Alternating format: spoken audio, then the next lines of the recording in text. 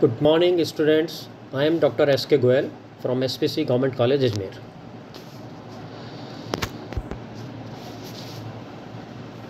Advance costing problem या उच्च स्तरीय लागत समस्याएं।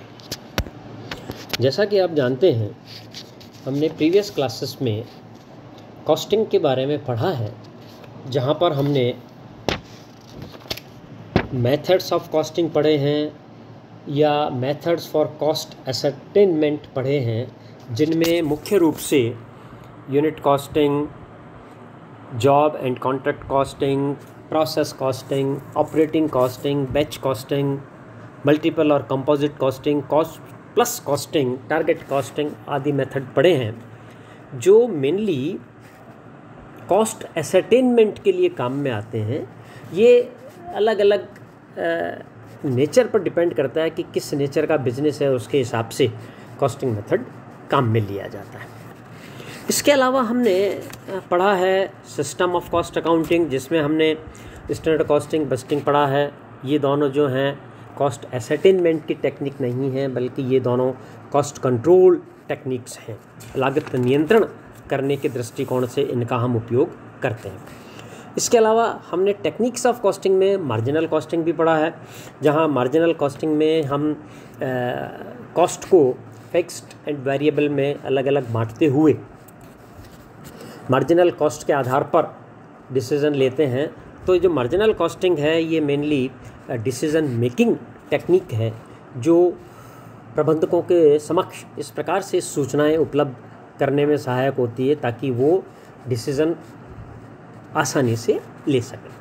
तो यहाँ पर एडवांस कॉस्टिंग प्रॉब्लम्स में मेनली हम डिसीज़न मेकिंग से संबंधित जो चैप्टर्स हैं वही पढ़ेंगे। तो मेन इनका बेसिक जो है वो मार्जिनल कॉस्टिंग होगा, जिसमें डिफरेंशियल कॉस्टिंग भी आएगी, इंक्रीमेंटल कॉस्टिंग भी आएगी। तो ये सिस्टम्स हम इसमें पढ़ेंगे। अब इसमें हम लेते हैं कॉस्ट वॉल्यूम प्रॉफिट एनालिसिस और break even analysis.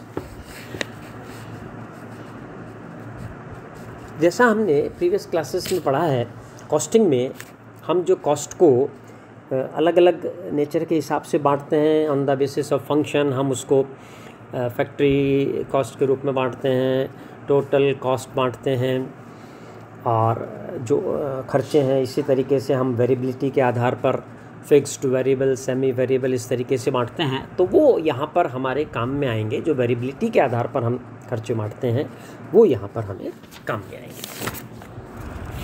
Cost volume profit और ब्रेक इवन एनालिसिस ये हम शुरू करते हैं। तो इसमें जैसा कि हम जानते हैं, आजकल के युग में किसी भी व्यवसाय की सफलता का जो मापदंड है वो ये है कि वो कितना प्रॉफिट अर्न कर रहा है, क्योंकि बिज़नेस का उद्देश्य भी लाभ कमाना ही होता है। तो नेचुरली उसकी सफलता का मानदंड भी लाभ ही होगा कि वो कितना लाभ कमा रहा है। और जो लाभ की मात्रा है, वो लाभ की मात्रा मेनली इनकम और एक्सपेंडिचर्स पर डिपेंड करती है कि आपने मोटा तौर पर कितनी आय प्राप्त करी, उनमें से कितने खर्चे हुए वो घटा दें तो लाभ होगा।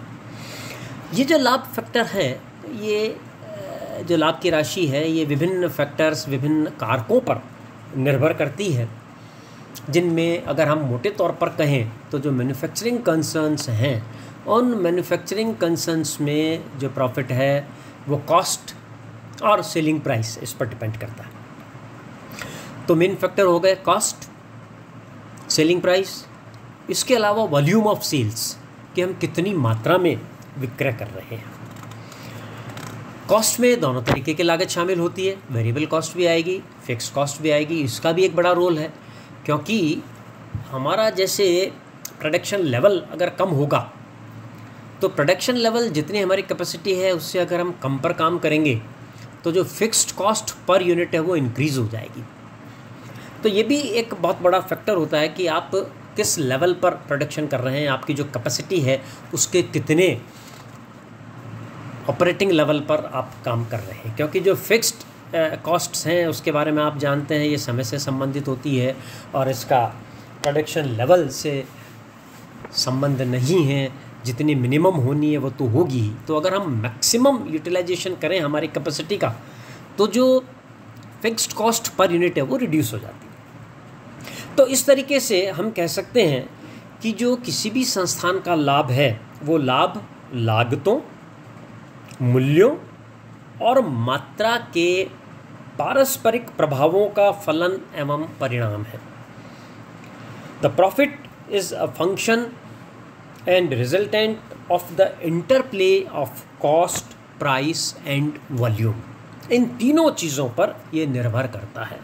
अब तीनों चीज़ों पर भी कैसे निर्भर करेगा कि अगर हमारा प्रोडक्शन लेवल जैसे मैंने आपको बताया कम हो जाएगा तो per unit fixed cost increase हो जाएगी तो हमारा लाभ कम हो जाएगा।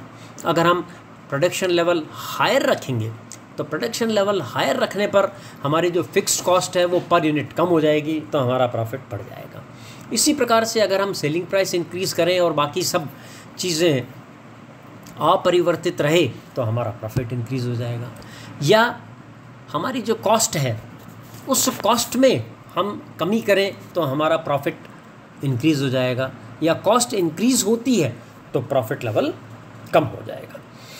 तो इस तरीके से ये जो तीनों फैक्टर्स हैं लागत, मात्रा और मूल्य, इनके अंतर संबंध ही अंतोतगोतवा एक व्यवसाय की लाभ संरचना को या प्रॉफिट के स्ट्रक्चर को तय करते हैं। तो इस प्रकार से जो कॉस्ट वॉल्यूम प्रॉफिट एनालिसिस है या जो ब्रेक इवन एनालिसिस है वो एक ऐसी तकनीक है जो इस संबंध के अध्ययन में सहायक होती है, इन तीनों के संबंध के अध्ययन में सहायक होती है। अब इसमें भी ये इंटर रिलेटेड है, जैसे उत्पादन कितना किया जाए ये अन्य वस्तुओं या अन्य फैक्टर के साथ साथ इस चीज़ पर निर्भर करेगा कि मार्केट में आपके प्रोडक्ट की डिमांड कितनी है, और डिमांड आपकी एक बड़ा फैक्टर सेलिंग प्राइस पर भी निर्भर करता है कि आप सेलिंग प्राइस कम करेंगे तो डिमांड बढ़ेगी या सेलिंग प्राइस बढ़ाएंगे तो डिमांड कम हो जाएगी। ठीक है, इसी प्रकार से जो लाभ है वो वस्तु के विक्रय मूल्य और लागत पर निर्भर करता है, और जैसा मैंने आपको बताया लागत उत्पादन के स्तर पर भी प्रभावित होती है। उत्पादन का स्तर हमारा कैपेसिटी से हम कम कर रहे हैं तो जो है कॉस्ट बढ़ जाएगी, या हम मैक्सिमम कैपेसिटी पर काम में ले रहे हैं तो कॉस्ट कम हो जाएगी।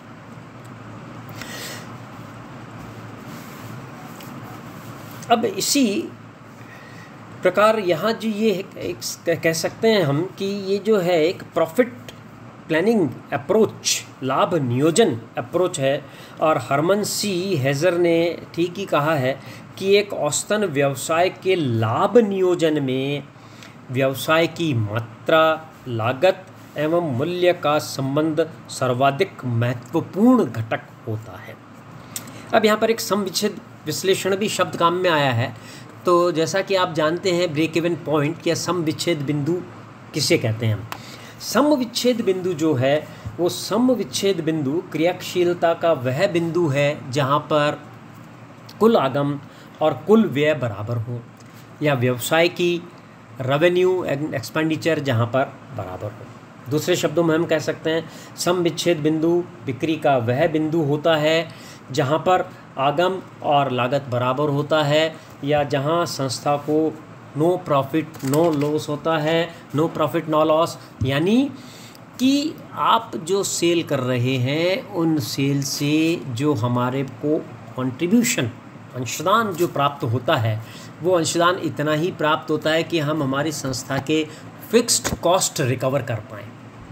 तो ब्रेक इवन पॉइंट ऐसा बिंदु है जहाँ पर संस्था को नो प्रॉफिट नो लॉस की स्थिति होती है, विक्रय का वह स्तर है जहाँ पर कि कुल आगम कुल व्ययों के बराबर होती है, या विक्रय का वह स्तर है जहाँ पर प्राप्त कंट्रीब्यूशन हमारी फिक्स्ड कॉस्ट के बराबर होता है।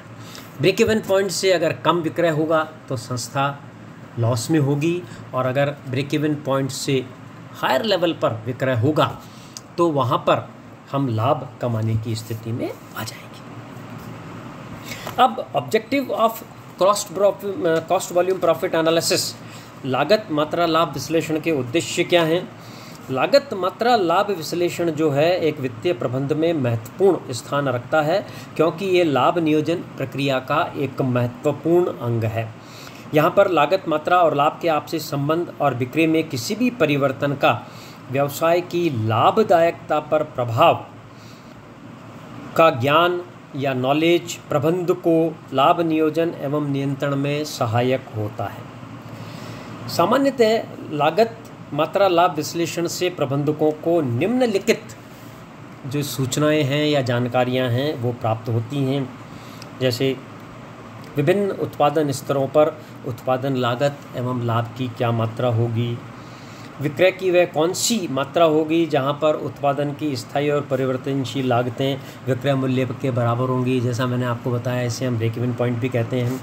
निर्धारित लाभ अर्जित करने के लिए विक्रय मात्रा का स्तर क्या होना चाहिए, मूल्य लागतों एवं विक्रय मात्रा में परिवर्तन करने का लाभों पर क्या प्रभाव पड़ रहा है, वस्तु की मांग कम होने की स्थिति में लागतों में हम कितनी कमी की जाए ताकि पूर्व निर्धारित लाभ की मात्रा यथावत बनी रहे।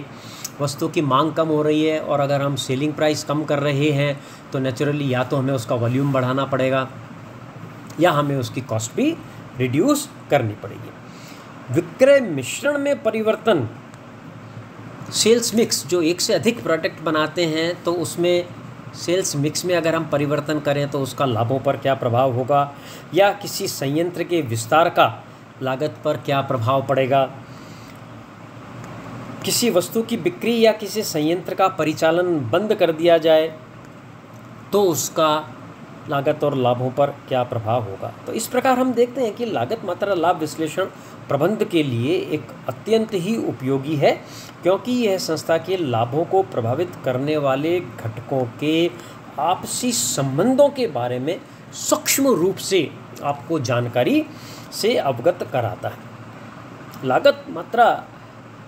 लागत लाभ मात्रा के विभिन्न कारकों यथा विक्रय मूल्य हो गया, विक्रय मात्रा हो गई, लाभ हो गया, परिवर्तनशील लागत, कुल लागत, इनमें से किन्हीं दो या अधिक कारकों के मध्य संबंध का अध्ययन करने की जो विधियां हैं, इन विधियों को हम दो भागों में बांट सकते हैं। समीकरण विधि, algebraic method and graphic method. तो मेन से यहाँ पर मुख्यतः हमें जो है यहाँ पर एल्जेब्रिक मेथड हमारे काम में आएंगे। एल्जेब्रिक मेथड जिसको हम कंट्रीब्यूशन टेक्निक्स भी किन्हीं विद्वानों ने कहा है, तो एल्जेब्रिक मेथड या कंट्रीब्यूशन मेथड्स क्या होते हैं, किस प्रकार से हम इनकी कैलकुलेशन करेंगे। मेनली इसमें मार्जिनल कॉस्टिंग की वही टेक्निक्स आएंगी जो हमने पढ़ी हैं, तो वो हम नेक्स्ट लेक्चर में देखेंगे कि ये किस प्रकार से हम कैलकुलेट करते हैं। Thank you.